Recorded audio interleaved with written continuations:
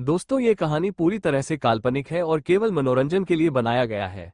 और इस कहानी में किसी भी व्यक्ति, नाम, उत्पाद या वास्तविकता का अपमान नहीं किया गया है।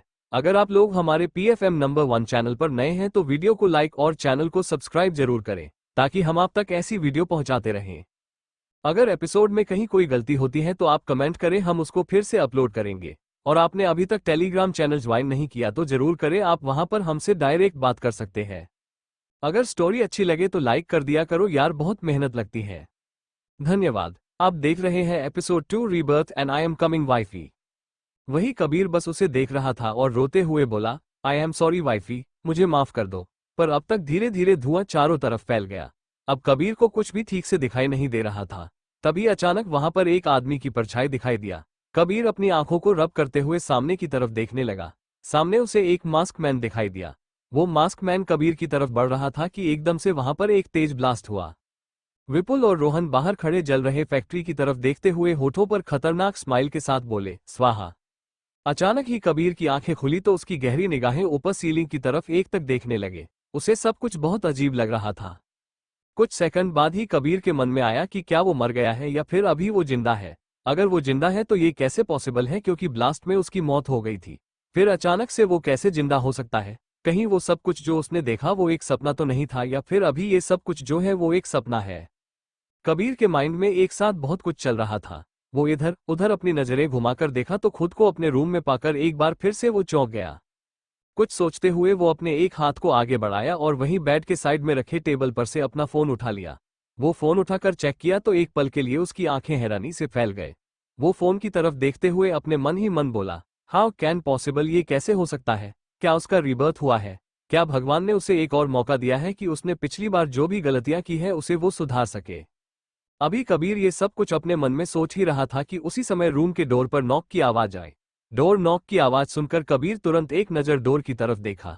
तभी रूम के बाहर से एक औरत की आवाज आई, कबीर बेटा, क्या तुम उठ गए? इस आवाज को सुनते ही कबीर के कान खड़े हो गए। उसने अपने हाथों की मुट्ठी बना लिया और वो धीरे से बड़बड़ाया, ओ तो ये मेरी डियर स्टेप मदर की आवाज है। वो कुछ सोच हल्का मुस्कुराया और कुछ सेकंड बाद कबीर बेड पर से उठा और डोर की तरफ बढ़ गया। वो डोर ओपन किया तो सामने एक मिडिल एज की औरत, जिसकी उम्र करीब 50-55 साल की होगी।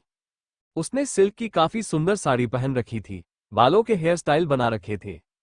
उनके ड्रेसिंग सेंस और चेहरे पर लगे मेकअप को देखकर उस औरत की उम्र का कुछ पता नहीं लगाया जा सकता था। ये औरत कबीर की सौतेली मां मेनका जी है। जैसा नाम है वैसे ही इनका काम भी है। ये लोगों को अपने खूबसूरती के जाल में फंसाकर उनका फायदा उठाती है, जो कि आज तक उनके इशारों पर ही चलते हैं। कबीर अपनी सौतेली मां मेनका जी की तरफ अपनी आंखें छोटी करके घूर कर देख रहा था। तभी मेनका जी कबीर के चेहरे पर अपने एक हाथ को रखी और बड़े ही प्यार से बोली, कबीर बेटा, तुम उठ गए। मुझे लगा कहीं तुम अभी तक सो तो नहीं रहे हो, पर ये क्या तुम अभी तक रेडी नहीं हुए? कबीर कंफ्यूज भरी नजरों से मेनका जी की तरफ देखा तो मेनका जी थोड़ी हैरानी से बोली, क्या हुआ बेटा, तुम इस तरह से क्यों देख रहे हो? तुम्हें नहीं पता क्या आज तुम्हारी शादी है और शादी के सारे फंक्शन स्टार्ट हो चुके हैं और तुम अभी तक रेडी नहीं हुए? कबीर जैसे ही मेनका जी की बात सुना तो एकदम से उसके आंखों के सामने नंदिनी का खूबसूरत चेहरा आ गया, जिसे याद कर कबीर के होठों पर हल्की सी स्माइल आ गई। पर तुरंत ही कुछ सोच उसके होठों से स्माइल गायब भी हो गए। ये सब इतना जल्दी हुआ कि मेनका जी की नजर कबीर के स्माइल पर नहीं गए। वही कबीर को याद आया कि कैसे वो पिछले जन्म में शादी वाले दिन गुस्से से बौखलाया हुआ था। यहां तक कि उसने तो अपने एंगेजमेंट वाले दिन ही नंदिनी से सब कुछ क्लियर कर दिया था कि वो उससे शादी नहीं करना चाहता। वो किसी और से प्यार करता है, लेकिन फिर भी नंदिनी इस शादी से इनकार नहीं की। इस कारण कबीर नंदिनी से बहुत ही ज्यादा गुस्सा था। उसे तब यही लग रहा था कि नंदिनी पैसों के कारण ही उससे शादी की है। इसलिए शादी वाले दिन उसने नंदिनी के साथ बहुत ही बुरा बिहेव किया था। यहां तक कि वो शादी के किसी भी फंक्शन को ढंग से अटेंड भी नहीं किया था। ये सब कुछ याद करके कबीर का चेहरा एकदम से सख्त हो गया। जैसे ही मेनका जी कबीर के चेहरे की तरफ देखी और उसके सख्त एक्सप्रेशन को देखकर वो बोली, ओ कबीर बेटा, तुम इतना गुस्सा क्यों हो रहे हो? हाँ, मुझे पता है कि तुम उस नंदिनी से शादी नहीं करना चाहते, तुम सिर्फ अपने दादाजी की जिद के कारण मजबूरी में शादी को कर रहे हो। तुम तो किसी और को प्यार करते हो ना, और सोचो जरा, अगर तुम आज नंदिनी से शादी कर लिए तो बेचारी उस नताशा का क्या होगा, जो तुमसे इतनी मोहब्बत करती है। तुम्हारे कारण उसने आज तक शादी भी नहीं की, सिर्फ तुम्हारा इंतजार ही कर रही है। यहां तक कि जब से उसे ये पता चला है कि तुम्हारी शादी होने वाली है, तब से तो उस बेचारी का रो रो कर उसका बुरा हाल हो गया है। कबीर जैसे ही मेनका जी की कही बातें सुना तो उसे याद आने लगा कैसे पिछले जन्म में भी मेनका जी इसी तरह शादी वाले दिन कबीर को नंदिनी के खिलाफ भड़काई थी, जिस कारण कबीर के अंदर नंदिनी के लिए और भी ज्यादा नफरत बढ़ गया था। कबीर को चुप देखकर मेनका जी मन ही मन बहुत खुश हो रही थी। वो कबीर के चेहरे के एक्सप्रेशन को देखकर ही सोची कि कबीर के मन में नंदिनी के लिए नफरत के भाव भर गए हैं। मेनका जी कबीर के चेहरे की तरफ देखते हुए अपने मन में बोली, वाह क्या बात है, आग तो पहले से ही लगा हुआ था, मैंने उसे और भी ज्यादा भड़का दिया है। अब मैं भी देखती हूँ कैसे वो नंदिनी की बच्ची इस घर में ज्यादा दिनों तक टिकेगी। मुझे पूरा यकीन है कबीर जल्द ही उसे धक्के मारकर इस घर से निकाल देगा। वही कबीर जो कि चुपचाप खड़ा था, अचानक ही उसे याद आया कि वो इस जन्म में भी नताशा के प्यार में पागल था और अपने एंगेजमेंट वाले दिन उसने नंदिनी से ये भी कह दिया है कि वो उससे शादी नहीं करना चाहता क्योंकि वो नताशा से प्यार करता है तो वो इस शादी से इनकार कर दे। ये सब कुछ याद कबीर को खुद पर ही गुस्सा आने लगा। कबीर एकदम से मेनका जी से बिना कुछ बोले रूम के अंदर बेड की तरफ बढ़ गया। ये देखकर मेनका जी बोली, बेटा कहाँ जा रहे हो, तुम तैयार नहीं होगे क्या? तभी कबीर की हरकतों को देख मेनका जी बिल्कुल शॉक्ड हो गई। कबीर अपने कपबोर्ड के पास गया और वहां से शादी की शेरवानी निकालकर उसे बेड पर रख दिया और टॉवल लेकर वॉशरूम की तरफ चला गया। ये सब कुछ देखकर मेनका जी की आंखें हैरानी से फैल गए। वो अपने मन में बड़बड़ाई, ये लड़का क्या कर रहा है? क्या ये लड़का अब नंदिनी से शादी करने के लिए रेडी है? पर यह अपने दादाजी के पास जाकर इस शादी के लिए मना भी नहीं रह सकता। पर हाँ, शादी के बाद भी मैं इसे उस नंदिनी के खिलाफ इतना भड़काऊंगी कि कबीर बेटा उस 2 कौड़ी की लड़की नंदिनी को इस घर में ज्यादा दिन टिकने नहीं देगा, उसे डाइवोर्स देकर यहां से निकाल देगा। ये कहते हुए मेनका जी वहां से चली गई। वही कबीर वॉशरूम में शॉवर के नीचे खड़ा था। वो अपनी आंखें बंद किया तो एक बार फिर से उसके आंखों के सामने वो दर्दनाक सीन आ गया कि कैसे उसकी और नंदिनी की भयानक मौत हुई थी। ये सब याद कर एकदम से कबीर की आंखें खुल गई। इस वक्त उसकी आंखें पूरी लाल हो गई थी, जैसे मानो उसके आंखों में खून उतर आया हो। उसने अपने हाथों की मुट्ठी बना रखी थी, जिस कारण उसके हाथों की हरी नसें हो उभर आई थी। वह गुस्से में बौखलाया हुआ था कि अचानक ही उसकी आंखों के सामने नंदिनी का मासूम खूबसूरत चेहरा आया, जिसे देखकर कबीर के होठों पर तिरछी स्माइल आ गए। वो उसी स्माइल के साथ बोला, आई एम कमिंग वाइफी। क्या चल रहा है कबीर के माइंड में? कैसी होगी कबीर और नंदिनी की शादी? आगे क्या होगा जानने के लिए देखते रहें। एपिसोड 3 शिद्दत वाली मोहब्बत। सब याद कर एकदम से कबीर की आंखें खुल गई। इस वक्त उसकी आंखें पूरी लाल हो गई थी, जैसे मानो उसके आंखों में खून उतर आया हो। उसने अपने हाथों की मुट्ठी बना रखी थी, जिस कारण उसके हाथों की हरी नसें हो उभर आई थी। वो गुस्से में बौखलाया हुआ था कि अचानक ही उसकी आंखों के सामने नंदिनी का मासूम खूबसूरत चेहरा आया, जिसे देखकर कबीर के होठों पर तिरछी स्माइल आ गए। वो उसी स्माइल के साथ बोला, आई एम कमिंग वाइफी। कुछ देर में कबीर वॉशरूम से बाहर आया। अभी उसके होठों पर हल्की सी स्माइल थे और आंखों में एक अलग ही चमक। रूम में आते ही उसकी नजर बेड पर रखे शेरवानी पर गए, जिसे उसने खुद ही रखा था। वो शेरवानी को देखा तो उसे याद आने लगा कि इस शेरवानी को भी नंदिनी ने ही अपनी पसंद से उसके लिए खरीद कर भेजा था। तब उस वक्त कबीर ने गुस्से में शेरवानी को वार्डरोब के कोने में फेंक दिया था, ये कहते हुए कि वो कभी भी उस लड़की के पसंद किए हुए कपड़ों को नहीं पहनेंगी।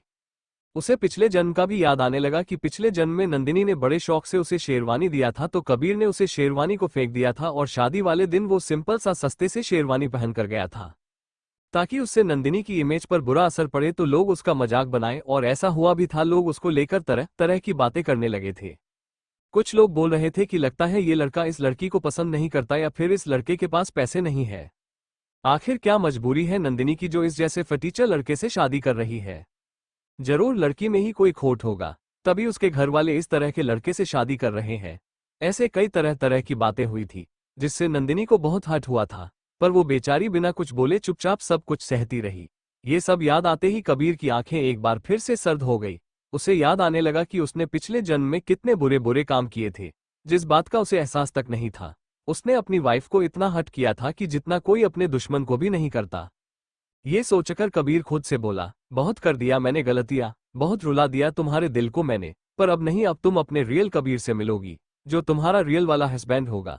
अभी तक तुमने मेरे गुस्से को देखा है नंदिनी, पर अब तुम मेरे शिद्दत वाली मोहब्बत को देखोगी। एंड आई एम श्योर कि तुम मेरी मोहब्बत को पाकर खुद को खुशनसीब भी समझोगे, पर उससे ज्यादा खुशनसीब मैं होऊंगा जो तुम्हें अपनी वाइफ के रूप में पाऊंगा। ये कहते हुए कबीर बेड पर रखे शेरवानी के पास गया और उस पर अपने हाथ फिराया। वो इस तरह से शेरवानी पर हाथ फिरा रहा था जैसे मानो वो शेरवानी को नहीं, वो नंदिनी को छू रहा है। कुछ सोचते हुए उसके होठों पर तिरछी स्माइल आ गए। वो उसी स्माइल के साथ एकदम से शेरवानी को उठाया और उसे पहन लिया। थोड़ी देर में वो रेडी होकर अपने बालों को अच्छे से सेट किया और गले में मैरून कलर का दुपट्टा ले लिया। क्रीम कलर की हैवी शेरवानी पर मैरून कलर का दुपट्टा पहने कबीर काफी ज्यादा हैंडसम लग रहा था।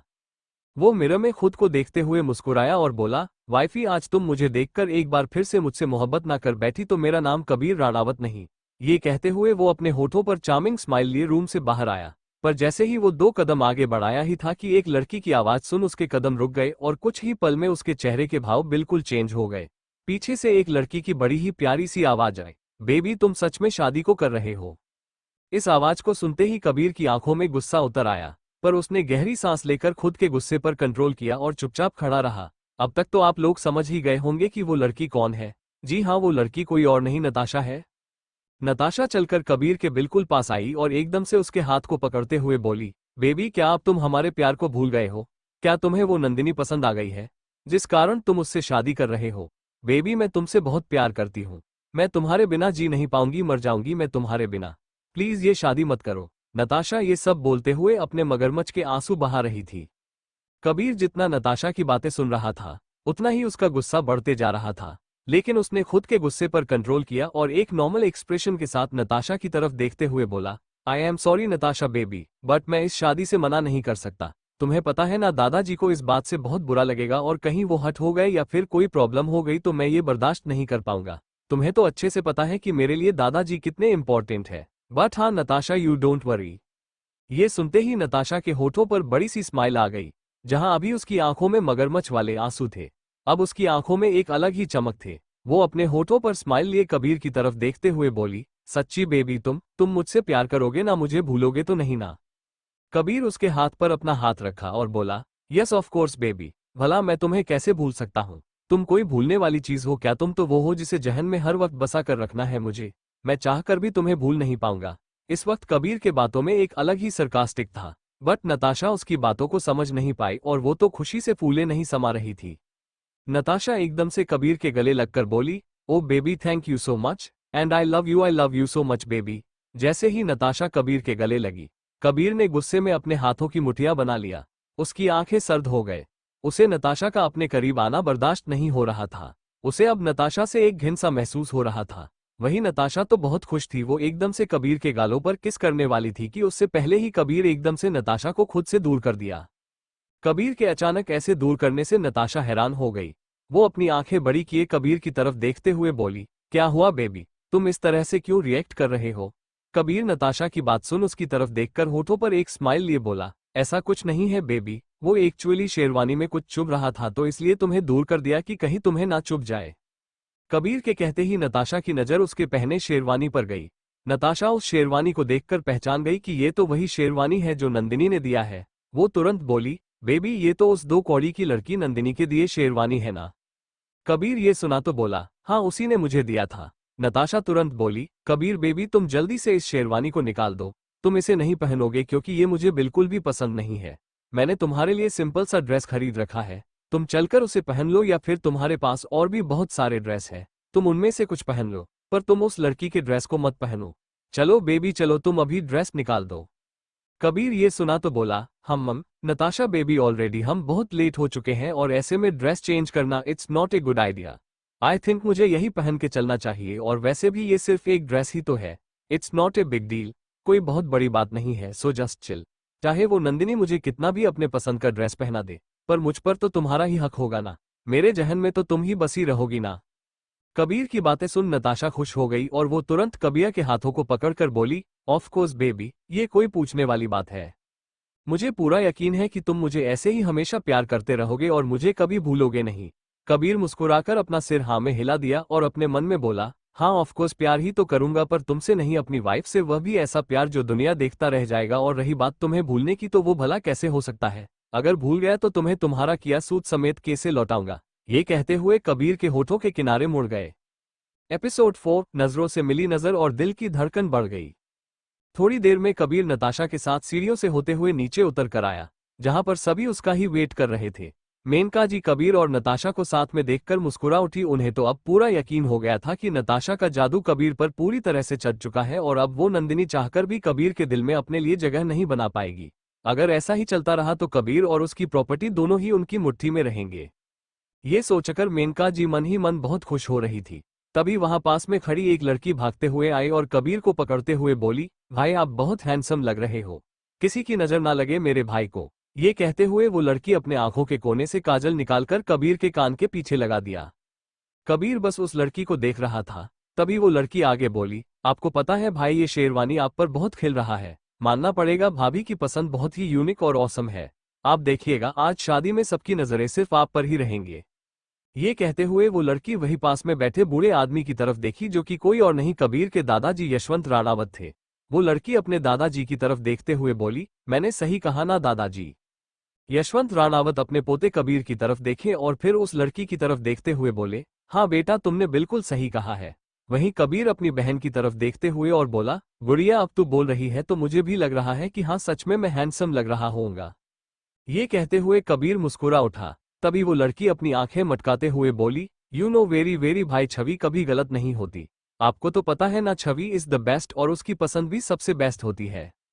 ये कहते हुए छवि की नजर वही साइड में खड़े रोहन पर गई। रोहन तुरंत आगे बढ़ा और कबीर की तरफ देखते हुए बोला, बॉस अब हमें चलना चाहिए। कबीर जैसे ही रोहन को देखा तो उसे एक बार फिर से गुस्सा आने लगा।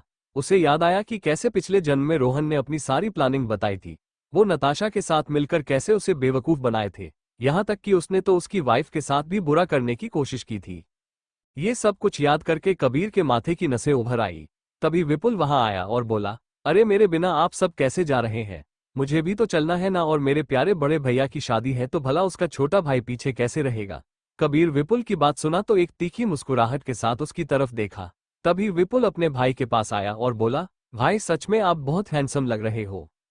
कबीर ये सुनकर घमंड भरी स्माइल के साथ बोला, मैं तो हमेशा से हैंडसम लगता हूँ, इसमें कोई नई बात है क्या।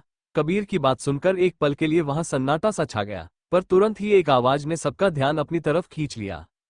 यह आवाज कबीर के डैड मिस्टर अमरेंद्र राणावत का था।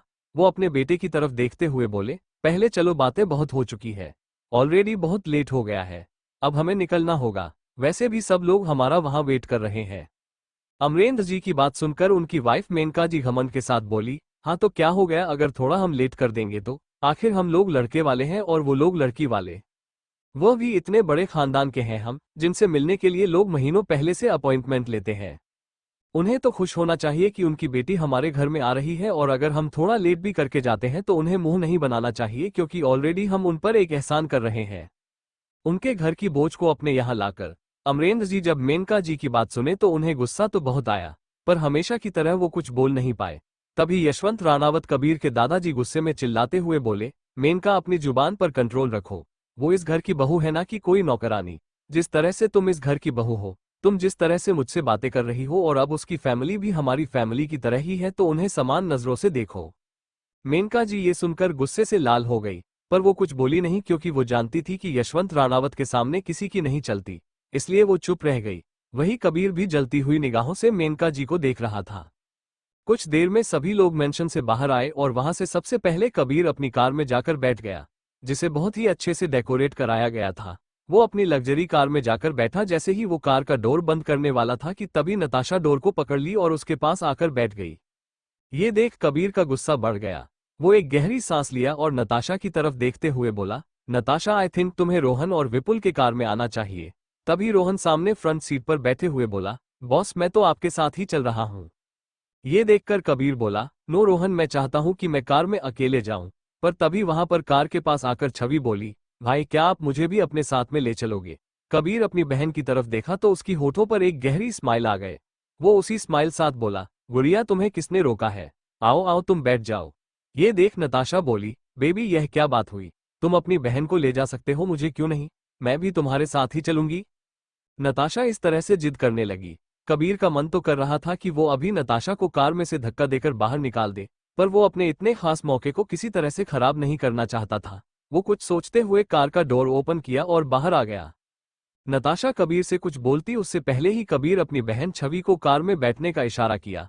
छवि जल्दी से कार में जाकर बैठ गई और फिर कबीर छवि के बैठने के बाद उसके बगल में आकर बैठ गया। कबीर को ऐसा करते देख नताशा बोली, बेबी तुम वहां क्यों बैठ गए। नताशा की बात सुन कबीर कुछ बोलता उससे पहले ही छवि बोली, ये क्या तरीका है नताशा दी, आप हर वक्त भाई को बेबी बेबी क्यों कहती हैं, वो कोई छोटे बच्चे नहीं है। वो बड़े हैं और हाँ, अब उनकी शादी होने वाली है, तो प्लीज उन पर से अपनी नजरें हटा दीजिए, यही आपके लिए बेटर होगा। कबीर अपनी बहन की बातें सुन मन ही मन मुस्करा उठा। उसकी बहन हमेशा उसे इसी तरह प्रोटेक्ट करती थी। पिछले जन्म में भी उसने कई बार अपने भाई को ये बताने की कोशिश की थी कि भाई नताशा अच्छी लड़की नहीं है, लेकिन कबीर के आंखों पर तो नताशा के झूठे प्यार की पट्टी बंधी थी। वो उस पर ही बरस पड़ता था, यहाँ तक कि उसने तो उसे कई बार नताशा के भड़काने पर मारा भी था। ये सब कुछ याद कर कबीर की आंखें हल्की सी नम हो गई। वो अपनी बहन की तरफ प्यार से देखने लगा। ये देख छवि बोली, क्या हुआ भाई, क्या मेरे चेहरे पर कुछ लगा है? कबीर मुस्कुराया और उसके गाल को छूते हुए बोला, नहीं, मैं ये देख रहा हूं कि मेरी गुड़िया कितनी बड़ी हो गई है, लगता है उसकी भी शादी करानी होगी। कबीर की बात पर छवि मुस्कुरा दी और मुस्कुराते हुए बोली, भाई आप भी ना। ये कहते हुए उसकी नजरें सामने बैठे रोहन पर चली गई। जैसे ही कबीर ने ये नोटिस किया, उसने अपने हाथों की मुट्ठी बना लिया। उसे याद आने लगा कि पिछले जन्म में छवि किस तरह से रोहन से बेपनाह प्यार करती थी और कहीं ना कहीं कबीर भी चाहता था कि दोनों की शादी हो जाए। पर इस जन्म में कबीर को सब कुछ पहले से ही पता था, इसलिए उसने सोच रखा था कि वो इस बार अपनी बहन को इस तरह से बेवकूफ नहीं बनने देगा। कुछ ही देर में कबीर की कार एक बड़े से लॉन के सामने आकर रुका। ये उनकी शादी के लिए बुक कराया गया था। नंदिनी का घर ज्यादा बड़ा नहीं था, वो एक मिडिल क्लास फैमिली से थी, इस कारण शादी का सारा खर्चा कबीर के दादाजी ही उठा रहे थे। वहीं लॉन के अंदर एक रूम में एक लड़की दुल्हन के जोड़े में मिरर के सामने बैठी हुई थी। उसकी खूबसूरती का कोई जवाब नहीं था। दूध जैसा गोरा रंग, बड़ी बड़ी झील जैसी आंखें, लंबी पलकें के पतले होंठ और नुकीले नाक, उसकी खूबसूरती में कोई कमी नहीं थी। उसका हर एक फीचर्स भगवान ने जैसे मानो कुछ अलग तरीके से ही बनाकर भेजा था। उसके पतले होठों के नीचे ब्लैक कलर का मोल था, जो कि उसकी खूबसूरती में चार चांद लगा रहे थे। उसके आसपास खड़ी लड़कियां उसे देखकर उसकी तारीफ किया जा रही थी और उससे यही बोल रही थी, नंदिनी तू तो सच में बहुत खूबसूरत लग रही है, जीजू देखेंगे तो पागल ही हो जाएंगे। तो कुछ लड़कियां बोल रही थी, अरे नहीं, मुझे तो डर लग रहा है कि कहीं जीजू बेहोश ना हो जाए। नंदिनी अपने फ्रेंड्स की बातें सुन बस हल्का मुस्कुरा दी, पर उसके दिल में तो कुछ और ही चल रहा था। वह अपने मन में बोली, काश ऐसा होता कि मेरी खूबसूरती उन्हें अपनी तरफ अट्रैक्ट कर पाती, काश ऐसा होता कि वो मुझे समझ पाते। पर मैं लाख सज लूं, लेकिन उनकी नजरें तो मुझ पर कभी जाएंगे ही नहीं, क्योंकि उनकी नजरों में तो कोई और ही बसा हुआ है। मन में ये कहते हुए नंदिनी थोड़ी भावुक हो गई थी। उसका चेहरा जितना खिल रहा था, पर उसकी आंखों में एक अलग ही उदासी और खालीपन दिखाई दे रहा था। अगर उसकी खूबसूरती में किसी चीज की कमी थी तो वो थी उसकी मुस्कुराहट, जो कि रियल नहीं लग रही थी। वो फेक स्माइल लिए बैठी थी। तभी उसकी फ्रेंड्स चिल्लाते हुए बोली, यार बारात आ गई, बारात आ गई। फिर वो सभी जाकर विंडो के पास खड़ी हो गई और बोली, वो देखो दुल्हा कितना हैंडसम लग रहा है ना। तभी दूसरी लड़की बोली, नंदिनी तू तो सच में बहुत किस्मत वाली है, देख दुनिया के नंबर 1 बिजनेसमैन से तेरी शादी हो रही है। अभी तक तो हमने सिर्फ उन्हें मैगजीन में ही देखे थे और आज रियल में देखे तो पता चल रहा है कि रियल में तो वो और भी ज्यादा हैंडसम है। नंदिनी बस चुपचाप अपनी जगह पर ही बैठी रही। तभी एक लड़की आई और उसके हाथ को पकड़ते हुए बोली, यहाँ बैठे बैठे क्या कर रही है, चल आजा देख ले तू भी अपने होने वाले हस्बैंड को। नंदिनी विंडोज तक आना नहीं चाह रही थी, पर वो सभी जबरदस्ती उसे लेकर विंडो के पास आकर खड़ी हो गई और उसे नीचे की तरफ दिखाने लगी। वही कबीर कार से बाहर निकला। वो अपनी जगह पर ही खड़ा रह गया। उसे ऐसा फील हुआ कि जैसे किसी की गहरी निगाहें उस पर ही टिकी हुई है। वो एकदम से अपनी नजरें ऊपर उठाया और किसी की गहरी नजरों से उसकी नजरें जा मिली। एक पल के लिए वो वहीं पर फ्रीज हो गया और उसके दिल की धड़कनें धक धक धक। एपिसोड 5, मैं तुमसे शादी नहीं करना चाहता। नंदिनी की नजरों से नजरें मिलते ही अचानक से कबीर के दिल की धड़कनें बड़ी ही तेजी से धड़कने लगे। उसकी नजरें तो बस उस पर ही ठहर गए थे। वो पूरी तरह से नंदिनी को देख तो नहीं पा रहा था, पर नौदिनी की एक झलक ही कबीर को बेचैन करने के लिए काफी था। वो चाहकर भी अपनी नजरें नंदिनी पर से हटा नहीं पा रहा था। वही नंदिनी भी जैसे ही कबीर को देखी तो उसकी भी नजरें उस पर ही ठहर गए। नंदिनी तो पहले से ही कबीर को अपना मान चुकी थी और कहीं ना कहीं वो कबीर को चाहने भी लगी थी, लेकिन वो आज कबीर को इस तरह से दूल्हे के गेट अप में देखकर उसकी नजरें तो उस पर से हट ही नहीं रहे थे। वो कबीर को अपने दिए शेरवानी में देखकर मन ही मन बहुत खुश हो रही थी। पर तभी नंदिनी के कानों में कबीर की कही बातें गूंजने लगी, मैं तुमसे शादी नहीं करना चाहता, तुम इस शादी के लिए मना कर दो, क्योंकि मैं चाहकर भी अपने दादाजी की बात को नहीं डाल सकता, लेकिन तुम मना कर सकती हो। और अगर तुमने मना नहीं किया तो एक बात जान लो, अगर हमारी शादी हो गई तो तुम कभी खुश नहीं रहोगी, क्योंकि मैं तुम्हें कभी भी अपनी वाइफ नहीं मानूंगा। मैंने पहले से ही किसी और को अपना मान लिया है। वही मेरी मोहब्बत है और वही मेरी वाइफ, उसकी जगह तुम कभी नहीं ले सकती। ये सब बातें नंदिनी के कानों में गूंजने लगे, जिससे नंदिनी एकदम से विंडो के पास से दूर हो गई। कबीर जो कि एक तक ऊपर की तरफ बस नंदिनी को देखे जा रहा था। ऐसे अचानक नंदिनी के विंडो पर से हटने पर कबीर को पहले थोड़ा अजीब लगा, पर फिर कुछ सोच उसके होठों के किनारे मुड़ गए। तभी नताशा उसके पास आई और तुरंत उसके हाथ को पकड़कर बोली, क्या हुआ बेबी, तुम ऊपर किसे देख रहे हो? नताशा के ऐसे पूछने पर कबीर तुरंत नताशा की तरफ देखा जो कि उसके बिल्कुल बगल में आकर खड़ी थी। ये देखकर कबीर नताशा के हाथ से अपना हाथ छुड़ाया और थोड़ा दूरी बनाकर खड़ा हो गया।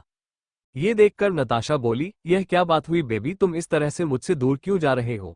ये कहते हुए नताशा फिर से कबीर के करीब आ गई और उसके हाथों को पकड़कर उससे चिपक कर खड़े हो गई। कबीर नताशा को घूर कर देखा और एकदम से उसे दूर झटकते हुए बोला, आर यू मैड नताशा, तुम्हें पता भी है कि हम अभी कहाँ हैं? कभी तो अपना ये दिमाग चला लिया करो, हर वक्त आकर चिपक जाती हो। तुम्हें अच्छे से पता है कि आज मेरी शादी है और अभी मैं कहाँ मौजूद हूँ। इतना कहते हुए कबीर नताशा को वही छोड़ तुरंत आगे बढ़ गया। नताशा गुस्से से अपने हाथों की मुट्ठी बना ली। वो कबीर को जाते हुए देखकर मन में बोली, this is not fair Kabir, तुम इस तरह से उस 2 कौड़ी की लड़की नंदिनी के लिए मुझे इग्नोर नहीं कर सकते। तुम चाहे कितना भी कोशिश कर लो, लेकिन मैं आज इस नंदिनी को उसकी जगह दिखा कर रहूंगी। उसे ये बताकर रहूंगी कि तुम्हारी लाइफ में अगर किसी के लिए जगह है तो वो सिर्फ और सिर्फ मैं हूं, ना कि वो 2 कौड़ी की लड़की। उसी समय किसी ने उसके कंधे पर हाथ रखा, जिससे नताशा हड़बड़ा गई। वो पीछे मुड़कर देखी तो छवि खड़ी थी। वो नताशा को गुस्से से देखते हुए बोली, कितनी बार बोला है मैंने आपको नताशा दी कि मेरे भाई से दूर रहिए, तो क्यों बार बार जाकर उनसे चिपक जाती है? जैसे कोई जोक हो, छोड़ने का नाम ही नहीं लेती।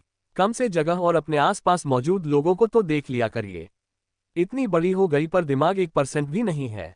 नताशा गुस्से से बोली, छवि बिहेव योरसेल्फ, तुम्हें पता भी है तुम किससे बात कर रही हो? छवि मुंह बनाकर बोली, हाँ, 1 नंबर की चेपड़ी से जो कि मेरे भाई के पीछे नहा धोकर पड़ गई है। ये कहते हुए छवि मुंह बनाकर नताशा को देखी और आगे चली गई। वहीं नताशा अपने इंसल्ट होता देख गुस्से से आग बबूला हो उठी थी। उसे छवि पर इस वक्त इतना ज्यादा गुस्सा आ रहा था कि उसका मन कर रहा था कि वो छवि को खींचकर एक थप्पड़ मार दे, पर वो चाहकर भी ऐसा नहीं कर सकती थी क्योंकि इससे कबीर की नजरों में उसकी इमेज खराब हो जाती। नताशा अपनी नहीं, छवि की इमेज कबीर की नजरों में खराब करना चाहती थी, इसलिए वो बस गुस्से में बस अपने हाथ मलती रह गई। तभी उसके कानों में एक आवाज गई, डोंट वरी बेबी, बहुत जल्द तुम करना चाहती हो वो सब कुछ होगा। इस छवि को भी उसकी सही जगह दिखा दी जाएगी। इस आवाज को सुनते ही नताशा की होठों पर खतरनाक स्माइल आ गई। वो तिरछी निगाहों से देखी तो उसके जस्ट बगल में रोहन खड़ा था। रोहन की तरफ देख नताशा अपने होठों पर खतरनाक स्माइल लिए बोली, वो सब तो छोड़ो बेबी, वो सब तो होगा ही, पर आज रात रेडी रहना क्योंकि मुझे आज तुम चाहिए। मैं तुम्हें खुद में फील करना चाहती हूँ। रोहन ने ये सुना तो उसके भी होठों पर तिरछे मुस्कान आ गए। वो उसी मुस्कान साथ बोला, लगता है तुम्हारे जिस्म की आग को आज मुझे बुझाना ही पड़ेगा। नताशा ये सुनकर बोली, of course baby, I can't wait. इतना कह नताशा अपने होठों पर सिडक्टिव स्माइल लिए आगे चली गई। सभी डोर के पास पहुंचे तो वहां पर नंदिनी के मॉम डैड खड़े थे।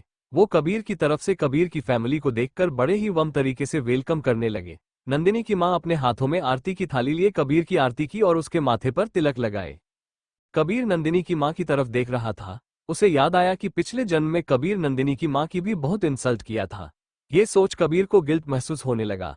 तभी नंदिनी की मां कबीर की तरफ देख मुस्कुराई तो कबीर भी मुस्कुरा दिया। वहीं नंदिनी की मां कबीर को देखकर मन ही मन बोली, सच में आज मैं धन्य हो गई, मुझे इतना अच्छा दामाद मिला है। थैंक यू भगवान जी, बस मेरा दामाद हमेशा मेरी बेटी को खुश रखे, उन दोनों को किसी की नजर ना लगे। ये मन में कहते हुए वो अपने हाथ में लिए चावल के अक्षत को कबीर के माथे पर छिड़क दी और फिर एक तलवार कबीर के हाथ में पकड़ा दी तो कबीर उस तलवार की तरफ अपने कंफ्यूज भरे नजरों से देखा। तभी नंदिनी की मां बोली, बेटा ऊपर जो तोरण देख रहा हो तुम्हें, उसे इस तलवार से छूकर तुम अंदर आ जाओ। कबीर जैसा कि नंदिनी की मां ने कहा वैसा किया। जैसे ही वो तलवार तुरंत से टच किया और फिर तलवार को नीचे रखा, तभी नंदिनी की मां एकदम से कबीर के नाक को पकड़कर हिला दी। ये होते ही सभी लोग हंसने लग गए। यशवंत राणावत ये सब देख मुस्कुरा रहे थे। वही कबीर के डैड भी ये सब देख मुस्कुराते हुए बोले, ये रस्में भी बड़े ही अनोखे होते हैं। कबीर अपने नाक को हल्का सा रब करते हुए मुस्कुराकर नंदिनी की मां की तरफ देखने लगा। नंदिनी की मां कबीर की तरफ देखते हुए बोली, सॉरी बेटा, बट ये एक रस्म है, तुम बुरा मत मानना।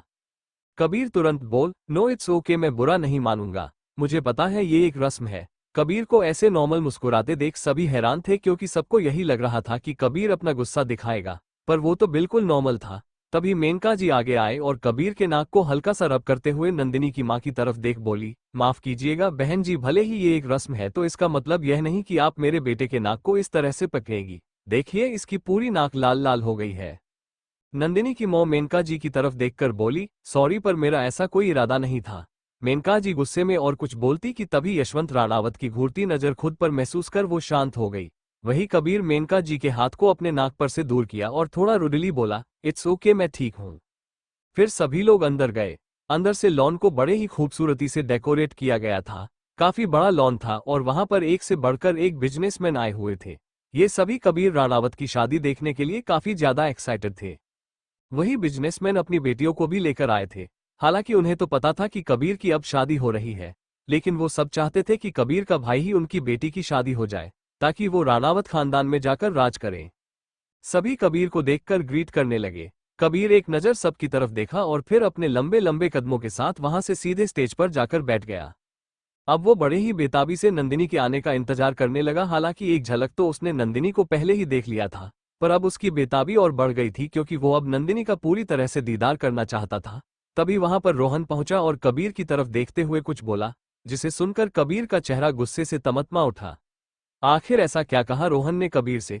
कबीर जब नंदिनी को पूरी तरह से दुल्हन के जोड़े में देखेगा तो उसका क्या रिएक्शन होगा, जानने के लिए देखते रहिए। धन्यवाद।